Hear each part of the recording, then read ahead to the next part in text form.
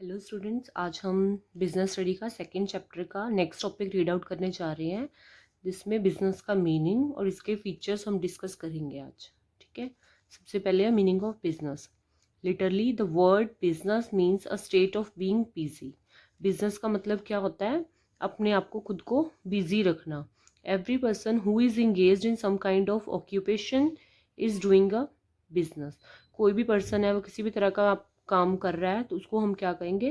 Business कर रहा है वो। However in specific sense a business में be defined as an activity concerned with production और purchase of goods for sale और एक्सचेंज ऑफ गुड्स और supply of services with the objective of earning profit.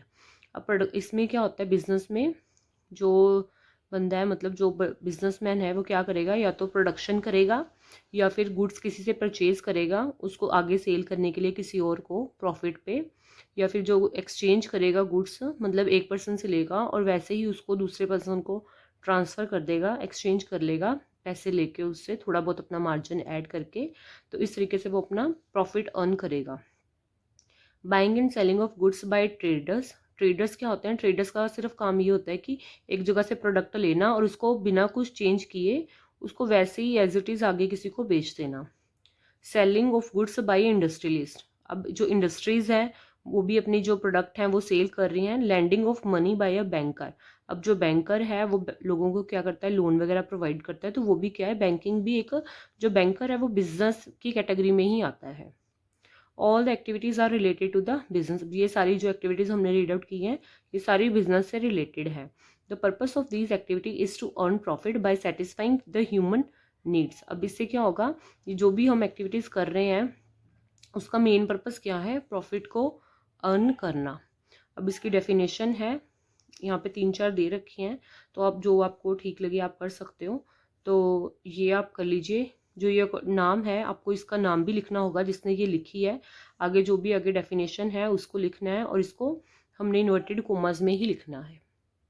ठीक है।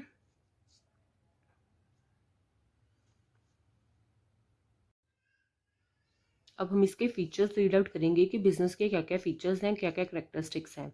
सबसे पहले है economic activities. अब इकोनॉमिक एक्टिविटीज़ क्या होता है? कोई भी एक्टिविटी जिससे क्या बिजनेस में उसको प्रॉफिट हो रहा है उसको हम इकोनॉमिक एक्टिविटी कहेंगे। Only the economic activities related to production and exchange of goods and services form a part of business. Business में कोई भी गुड्स है, सर्विसेज है, उसको बना रहे हैं या उसको एक्सचेंज कर रहे हैं, वो सारी वो एक्टिविटीज़ क्या कहेंगे? Economic activities. These activities are undertaken with the objective of earning money. पैसे कमाने के लिए हम एक्टिविटी करते हैं। अगर बिना पैसों के हम कोई भी काम कर रहे हैं तो उसको हम बिजनेस नहीं कहेंगे। ठीक है। नेक्स्ट है creation of utilities. Creation of utility is one of the most important feature of business. अब ये क्या उसका सबसे इंपॉर्टेंट बिजनेस का फीचर है? क्यों? जैसे मान लीजिए आप कोई रॉ मटेरियल है, रॉ मटेरियल मतलब कोई भी प्रोडक्ट बनाने के लिए जो भी आपको सामान लग रहा है। ठीक है। जैसे मान लीजिए आपकी टेक्सटाइल का बिजनेस है। ठीक है। अब टेक्सटाइल के लिए क्या चाहिए? कपड़ा चाहिए, उसको काटेंगे, उसकी सिलाई करेंगे, उसको फिनिश लुक में लाएंगे, सारा कुछ जो भी एक्टिविटीज़ हैं उससे वो क्या हो रही है कि जो कपड़े से फाइनल क्लोथ बन रहा है जो कि आप पहन सकते हैं। तो जो बीच में जो जो एक्टिविटीज़ हुई हैं उससे क्या हो रहा है? यूटिलिटी मतलब उसकी क्रिएट हो रही है। नेक्स्ट है रेगुलर डीलिंग्स। अब बिजनेस के लिए क्या है? कोई भी एक बार हमने ट्रांजेक्शन किया उसको हम बिजनेस नहीं कहेंगे। हमें बार बार वो एक्टिविटी हमारी करनी पड़ेगी तभी वो उसको बिजनेस कहेंगे। मान लीजिए किसी के पास ओल्ड स्कूटर है और उसने उसको प्रॉफिट पे एक ही बार में, एक ही स्कूटर था उसको बेच दिया, उसके बाद उसको कुछ प्रॉफिट उसमें से हो गया, तो वो एक ही सिंगल ट्रांजेक्शन है, तो हम उसको ये नहीं कहेंगे इसका बिजनेस है। अगर वह स्कूटर्स में डील करता है, मतलब रोजाना वो स्कूटर्स कहीं से खरीदता है और उसको बेच देता है प्रॉफिट पे, तभी वो उसका बिजनेस कहा जाएगा। नेक्स्ट है exchange of goods and services. अब इसमें क्या है? बिजनेस में या तो हमें गुड्स हैं जो प्रोडक्ट हैं, यानी कि हमें किसी को बेचने पड़ेंगे अपने, एक्सचेंज होगा मतलब उसका, या फिर हमारी जो सर्विसेज हैं वो हम दे रहे हैं, प्रोवाइड कर रहे हैं, तभी वो हमारा बिजनेस कहेगा, अदरवाइज नहीं कहेगा। अब जैसे सर्विसेज, जैसे बैंकिंग की सर्विसेज हैं, बैंक हमें क्या कर रहा है? हमारे पैसे सेव कर रहा है, उसके बदले में हमें इंटरेस्ट दे रहा है। ठीक है। और या फिर हमें लोन वगैरह प्रोवाइड कर रहा है, तो वो सर्विसेज में फॉल करेंगे क्योंकि वो कोई प्रोडक्ट वगैरह नहीं है। ठीक है। अब गुड्स क्या है? गुड्स मतलब जो प्रोडक्ट है जो हम खरीद रहे हैं, यूज़ कर रहे हैं, वो चीज़ होगी। तो अगर वो ये करेगा तभी वो बिजनेस की कैटेगरी में आएगा, अदरवाइज वो नहीं आएगा।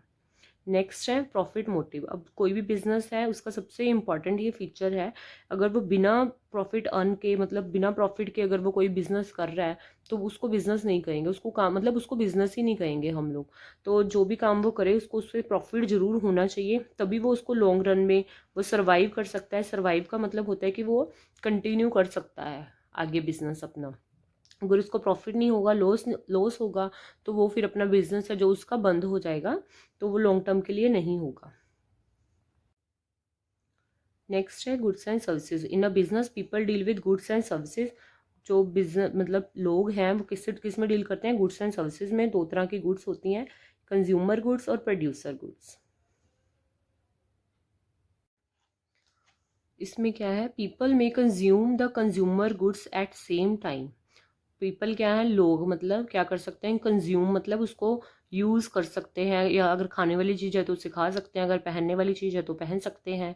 ठीक है, तो वो सारी चीज़ें हैं, एट सेम टाइम उसको कंज्यूम भी कर सकते हैं, और मे keep them for future use, उसको फ्यूचर के लिए भी रख सकते हैं कि हमने इसको फ्यूचर में यूज़ करना है। फॉर एग्जाम्पल, इसका मतलब फॉर एग्जाम्पल होता है ईटेबल्स आर कंज्यूम्ड अर्ली, कि जो खाने वाली चीज़ें हैं, ईटेबल्स मतलब खाने वाली चीज़ें हैं, वो अर्ली जल्दी जल्दी खा लेगा जब वो खरीदेगा। But furniture, machinery, textile is kept for future. अब उसने बनाए हैं, वो क्या करेगा, फ्यूचर में कोई ना कोई ऑर्डर आएगा हमें मशीनरी का या फर्नीचर का, तभी वो उसको बेचेगा ना, नहीं तो वो अपने पास ही स्टोर करके रखेगा। On the other hand, producers goods are used for further production of goods such as machinery, raw material et extra। अब क्या है, जो प्रोड्यूसर है वो भी क्या करेगा, सीधे थोड़ा ना अपने खुद ही माल, कच्चा माल जो होएगा जिससे उसने प्रोडक्ट बनाना है उसको खुद ही, मतलब खुद ही बनाएगा, सारा कुछ खुद ही थोड़ा ना करेगा। वो आगे का रॉ मटेरियल है जो कहीं ना कहीं से खरीदेगा।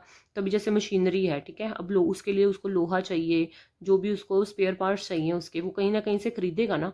तो जो वो खरीदेगा उसको वो प्रोड्यूसर गुड्स कहते हैं, क्योंकि उस पर फर्दर उस पर प्रोडक्शन करके उसको आगे चेंज करके, उसका फॉर्मेशन उसकी चेंज करके, फिर वो उसको न्यू न्यू फॉर्म बन जाएगी, मतलब न्यू मशीनरी वो बन जाएगी। ठीक है, उसको हम प्रोड्यूसर गुड्स कहते हैं। गुड्स में बी मैन्युफैक्चर्ड और may be procured from others for further sale which is called trading.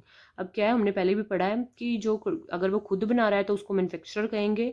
Procured मतलब हम उसको आगे कहीं से और खरीदेगा, ठीक है, कहीं और से लेकर आएगा वो प्रोडक्ट को, मतलब कच्चे माल को या प्रोडक्ट को, उसको लेके उसको फर्दर उसको सेल कर देगा एज इट इज़, उसको बिना कुछ चेंज किए, तो उसको हम ट्रेडिंग कहते हैं। On the other hand, services are provided to overcome the hindrances which arise between sending goods from producer to user। अब प्रोड्यूसर क्या है, जो उसको प्रोडक्ट को बना रहा है। यूज़र कौन है, जो उसको यूज़ कर रहा है, मतलब जो उसका कंज्यूमर है वो। उसके बीच में जो सर्विसेज प्रोवाइड की जाती हैं, जैसे बैंकिंग की। अब मान लीजिए मैन्युफैक्चरर है, उसको अब पैसे चाहिए ज़्यादा, अगर वो डीलिंग कर रहा है, बहुत ज़्यादा प्रोडक्ट बना रहा है, तो ऐसा तो है नहीं कि उसके पास बहुत सारे पैसे होंगे, ठीक है, कि वो उसी में से अपना यूज़ करके प्रोडक्ट बना लेगा। उसको लोन वगैरह लेने की ज़रूरत पड़ सकती है। तो बैंकिंग क्या है, उसकी हेल्प करती है। इंश्योरेंस है, अब देखिए कोई प्रोडक्ट है अगर रास्ते में जा रहा है, उसकी चोरी हो गई या वो जल गया, कुछ भी हो गया, तो उसके लिए उसको इंश्योरेंस की भी उसको ज़रूरत है प्रोडक्ट के लिए, ठीक है, तो इस तरीके से इंश्योरेंस भी उसकी हेल्प करती है।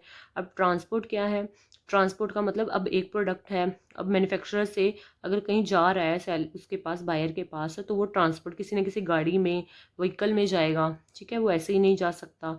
अब वेयर हाउसिंग है, वेयर हाउसिंग में क्या होता है, कई बार क्या प्रोडक्ट है, जैसे हमने पढ़ा कि कई बार कोई प्रोडक्ट हम बना के रख देते हैं, वो उसकी सेल तभी नहीं होती, कुछ देर बाद होती है, तो हम उसको वेयर हाउस में स्टोर करके रखेंगे।